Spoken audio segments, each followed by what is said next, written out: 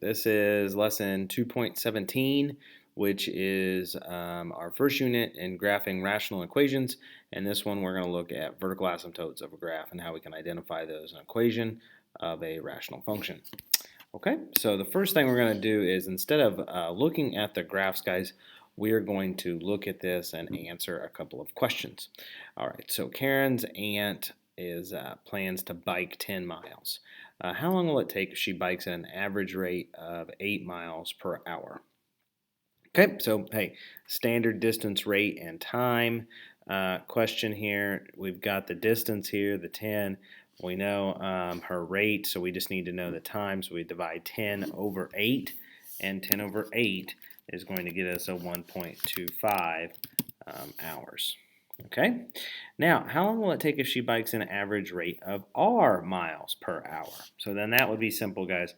Instead of being 10 over 8, which is 1.25, it would just be 10 now over r, because we don't know what it is, so 10 over r. Okay, what if she wants to join her aunt, but only if she has 45 minutes to exercise? Okay, what will her average rate need to be? And so now, guys, we're trying to find the rate. We know the distance and the time, so it's going to be distance over time. Now, it is miles per hour. Okay, so we are going to take those 10. I'm sorry, I need to go down here. It's going to be 10 over, and we need to list our miles as a decimal. I'm sorry, our minutes as a decimal. We know 45 minutes is 3/4 of an hour, so it would be 0.75. And so we do see here on the right that it is 3.333 repeating. It says round to the nearest tenth. So we see here 13.3 would be our miles per hour that we would use. And then what would the average rate need to be then? And this is the same as that, guys. That would be the 10 over t. Okay? Alrighty. Here's another video. Again, this is another teacher explaining it. Just remember, it's not a teacher of our school, so anybody that they reference or any state standards that they reference, that's probably not going to apply to our school. Okay, so now that we're on to Kieran's aunt that bikes this, it says now to graph that equation. Okay, and so you all told me that what it was, and that is now, since we're going to use x, and for the rate, it's no longer 10 over r. It's going to be 10 over x. And so we see here it is this rational equation. You guys also think, hey, maybe that probably looks like a decay equation. But there is our rational equation. So what does it mean when it says y is 8? Okay, does that value make sense to us? Well, guys, what that means is if we look here, okay, the output says here the output is hours, so how long it's going to take in time. The x is our rate right here, so how fast they're going. So here, guys, if it's 8, okay, so we come down here for the hours that it took, okay, and then the output, oh, if I can get there, I can't get there, we go. 1.25 is your x. Okay, 1.25 is your x. And so again, remember, we come here and it says if the y given time y in hours, and this is the rate of the function, okay, what that means is, she was traveling at a rate of 1.25 miles per hour because it took her 8 hours to do it. All right, what about t equals 0? Does that value make sense? Well, we look over here, and it doesn't cross that at all, okay? And it's because they're never going to hit it because they're not going anywhere. If they were going somewhere, we'd be able to see where it crossed that line and how long it took. But I mean, it's going to take eternity because they haven't moved at all. They'll never reach their spot. And then here's another video with giving another perspective. Okay, and it says again, as x gets closer and closer to 0, what does the behavior of the function tell us? Okay, is that fact that we are going to get slower, and actually as x gets 0 to 0, closer and closer to 0 is we're going to be getting faster and faster because it's taking less time.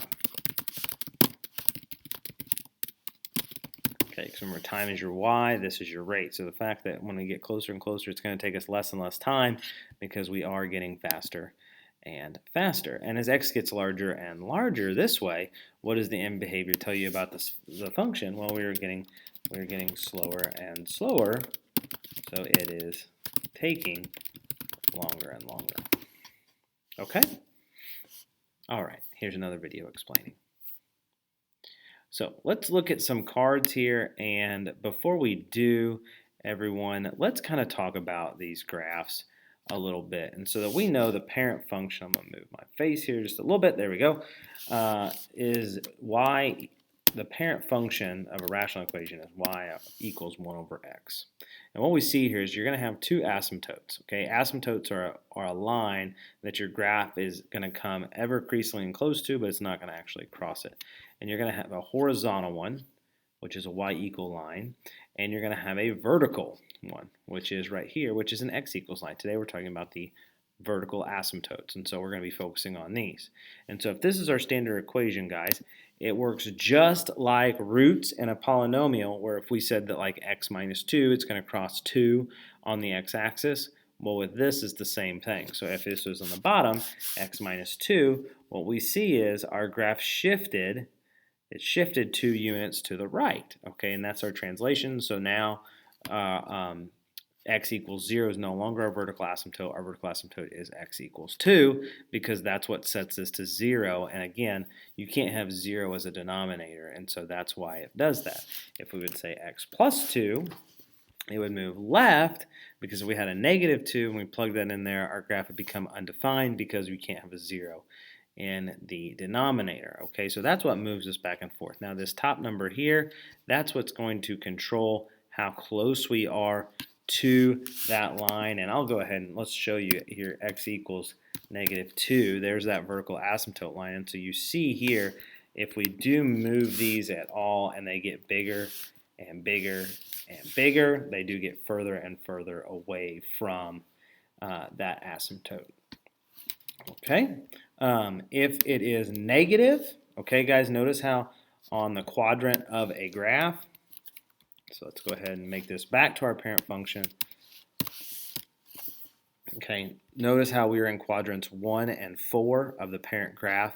If we were to make this a negative graph, it does switch the quadrants, and now I'm in quadrants 2 and 4 as opposed to 1 and 3.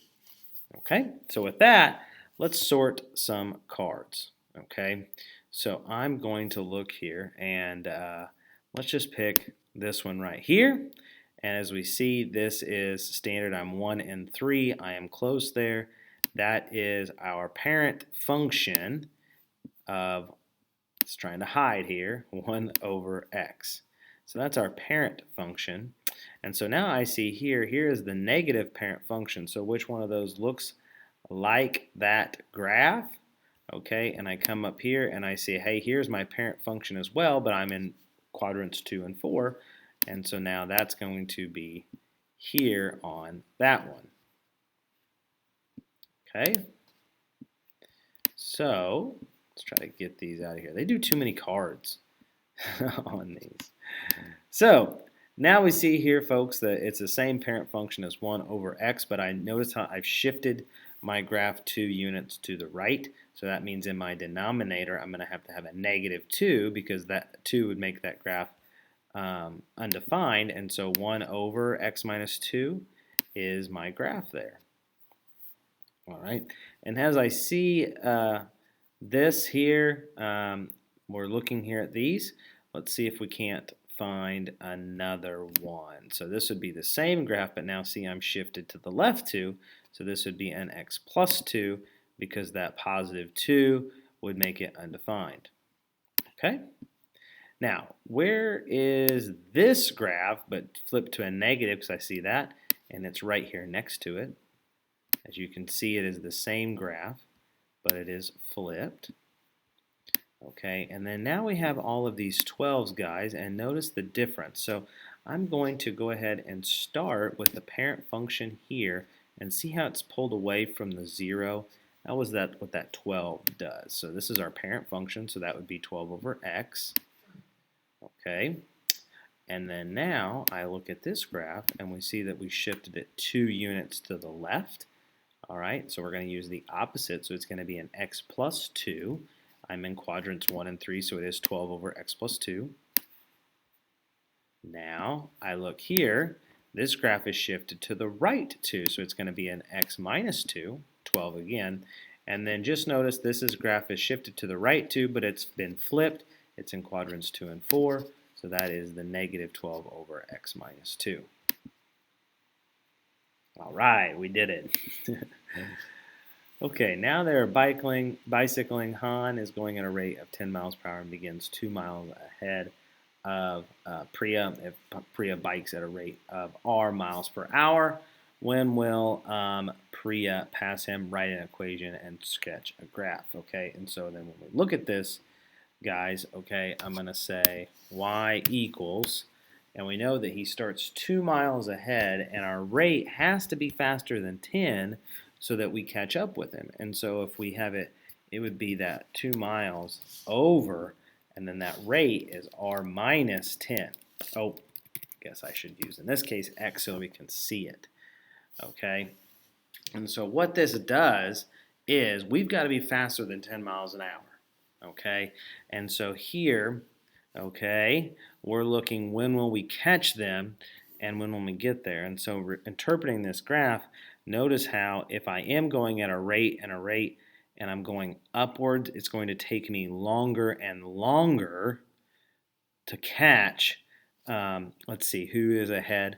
Han. It's going to take me longer to catch Han because I'm going up. Whereas the faster I go, if I'm getting 15 miles an hour, if I'm going to go 20 miles an hour, it's going to take me less time to catch Han because I am going so much faster than him. Okay, and so as we're going, what would I say here? Basically, the faster I go,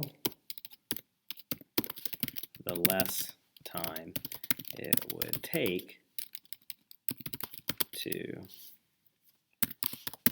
catch Han. Okay, and notice how if it can't pass 10, it can be less than 10.